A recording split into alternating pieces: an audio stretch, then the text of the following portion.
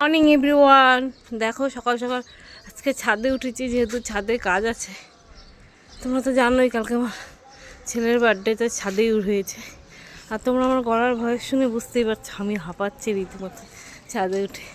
আর দেখো পাহাড়টা কি সুন্দর লাগছে দেখতে। ভাবলাম তোমাদেরকে একটু দেখাই। আর ছাদের কি অবস্থা দেখবে। এই যে এখানে খাওয়া দাওয়া হয়েছিল, সব প্যাকেটগুলো এখানে, কেকের প্যাকেট ট্যাকেট, জলের বোতল পুরো ছাদে টেবিল দিয়ে এখন সব ক্লিন করতে হবে। ছাদের কি অবস্থা। এখানে বাসন টাসন রাখা আছে, কিছুটা আমরা পরিষ্কার করি, কিছুটা মাসিকে বলে দেবো, করে দিবে। আর দেখো পাহাড়টা দেখতে কি সুন্দর লাগছে।